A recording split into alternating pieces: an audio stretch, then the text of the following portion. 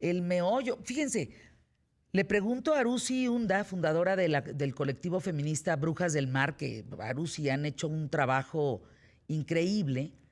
¿En dónde está esa línea, Arusi, eh, en donde uno tiene que pedir ayuda y el otro hace como que no ve esa ayuda de una mujer violentada? Porque dice, pues por algo está ahí, por algo sigue ahí, ¿no? Pues ha de ser cómplice. ¿Qué piensas de esto? Porque creo que estamos teniendo muy delgada la piel, ¿no? Hola, ¿cómo estás? Contenta de Em, oírte muchas gracias. y feliz de todo lo que han hecho las brujas del mar. ¡Qué Ay, bárbaras! muchas gracias. Se la rifaron durísimo, pues ustedes organizaron todo, ¿no? Pues con ayuda de muchas mujeres, sí. Pues sí, todas Em, nos pusimos ahí las pilas con ustedes, pero la verdad, pues qué bonito, ¿no? estuvo padre. Qué lástima que se nos vino todo el rollo del coronavirus, como que nos frenó un poco. No, pues al Pero presidente le cayó re bien em, que viniera el coronavirus, porque entonces sacó el tema de la agenda, pues ya lo tenía fuera, ¿no? sí, de hecho. Como anillo al Fíjate que dedo le cayó. un poco sí, tal vez a eso se refería. Y tanto que nos costó a todas, ¿no? Agarrar la agenda. Pero bueno, le eh, vamos a seguir dando lata por ahí. En cuanto a lo que me comentabas al inicio, fíjate que yo creo que la situación es que todos estamos en un proceso como de reaprender muchas cosas.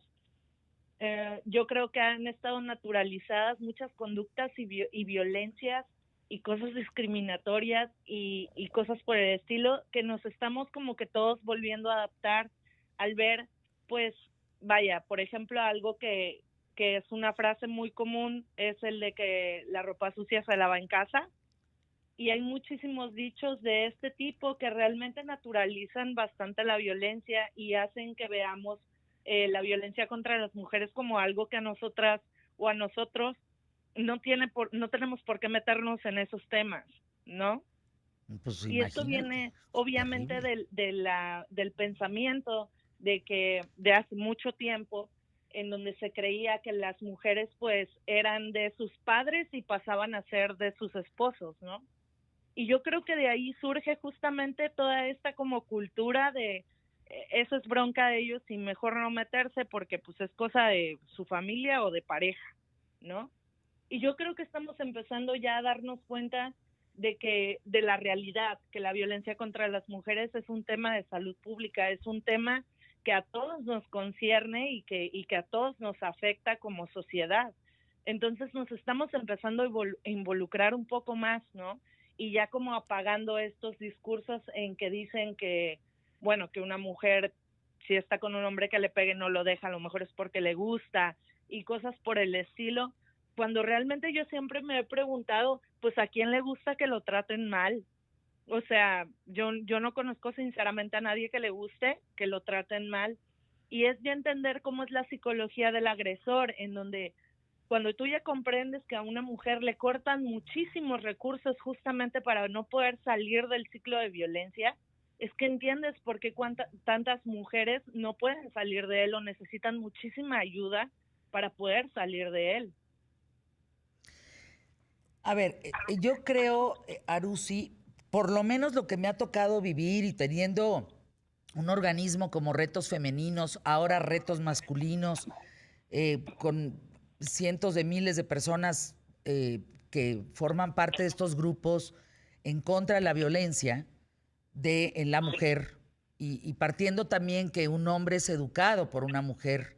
Entonces, partiendo de todos los escenarios, yo sí he encontrado, Arusi, yo sí he encontrado, y tengo muchos casos que narrar en ese sentido, de mujeres que eh, el primer acto violento quizá todavía están zarandeadas y no están entendiendo qué está pasando.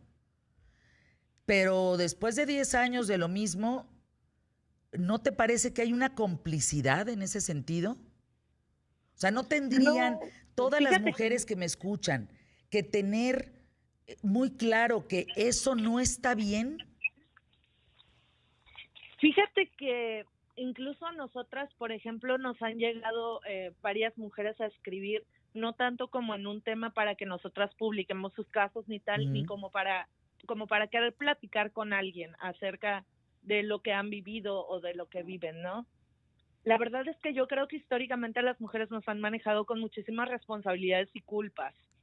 Entonces, eso aunado a lo naturalizada que están muchas violencias contra las mujeres en las relaciones erótico-afectivas que tienen con hombres, este, vaya, sí, Normalizadas, esa es una gran palabra. Normalizadas, ¿qué es lo que está sí, normalizado? Gran palabra, ¿eh?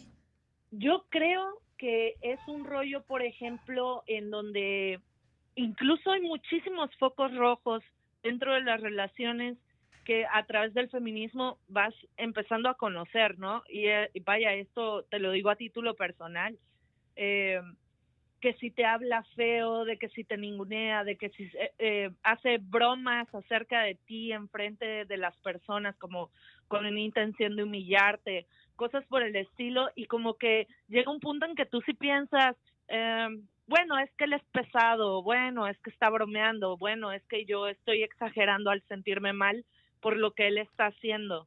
Eh, y cómo anteponemos siempre ese discurso, ¿no? Como de yo estoy exagerando, no es para tanto. Y así va subiendo la violencia, porque algo que sí está comprobado es que la violencia siempre escala.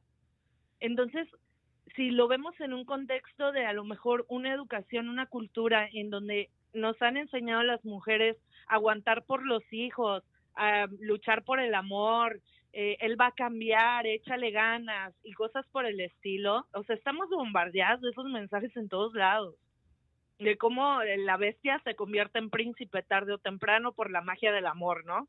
Entonces, como que ya caer en un tema en donde dices, bueno, es que la mujer es cómplice de la violencia que ella recibe por no hacer nada al respecto, es tal vez como no conocer mucho cómo se desarrolla incluso hasta el cerebro de una mujer víctima de violencia, porque también está comprobado científicamente que una mujer que está viviendo en un ciclo de violencia fuerte, su cerebro no funciona de la misma forma que una mujer que vive sola o que vive tranquila o sin violencias, ¿no?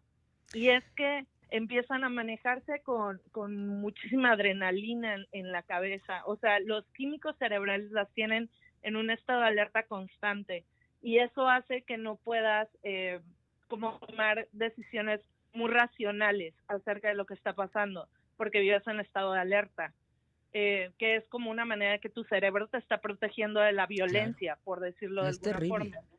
Entonces, sí es súper complejo, o sea, el sacar a una mujer que es víctima de violencia y que ya la naturalizó, o como que ya vive de esto al día a día, Esto la quitando obviamente normalizó, los lo que factores de estábamos que, hablando. pues igual y se queda sin sus hijos, igual y se queda sin casa, igual y nunca ha No, es trabajado, terrible. igual y, o sea, son tantos factores. Arusi, en 2 minutos contigo, ¿son suficientes las campañas que has visto en el mundo? Porque en mi periodismo de vida arrancando, pues hablábamos de esta campaña de Angela Merkel, de Michelle Obama, la campaña extraordinaria que se hizo en Hamburgo sobre esta marquesina, ¿no? Que si esta marquesina no captaba tu mirada, entonces había golpes, ¿no? Hasta captar que tú veías, entonces se detenía la violencia. O sea, muy interesante.